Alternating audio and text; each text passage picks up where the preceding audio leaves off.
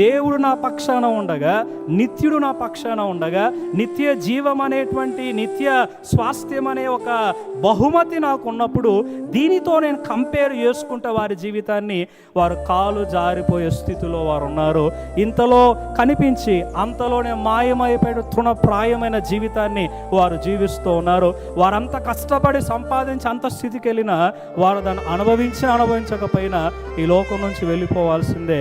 దాన్ని జ్ఞాపకం చేసుకొని నా స్థితిని, దేవుడు నాకు ఇచ్చిన ఆధిక్యతని జ్ఞాపకం చేసుకుంటే సాక్షాత్తు సృష్టికర్తని సేవిస్తున్న వ్యక్తిని నేను, ఆయన గురించి బోధిస్తున్న వ్యక్తిని నేను, ఆయన గురించి ప్రకటిస్తున్న వ్యక్తిని నేను, ఆయన ప్రతిబింబంగా ఉన్న వ్యక్తిని నేను, ఆయనను పేరు పెట్టి పిలిచిన వ్యక్తిని నేను, ఆయన నా కోసం మరణించిన వ్యక్తిని నేను, నా కొరకు నిత్య స్వాస్థ్యాన్ని భద్రపరిచిన వ్యక్తిని నేను.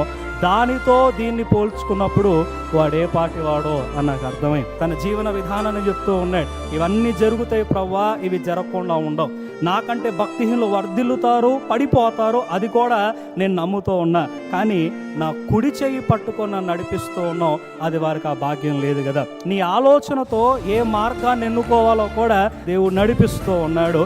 తర్వాత సమయం వచ్చినప్పుడు నీ మహిమలోకి నన్ను తీసుకెళ్తావు. అంటే రక్షించినప్పటి నుండి కూడా మహిమలో చేర్చేంత వరకు నీ కుడి చెయ్యి నన్ను పట్టుకుంది, నీ ఆలోచనలు నా జీవితాన్ని నడిపిస్తూ ఉన్నాయి.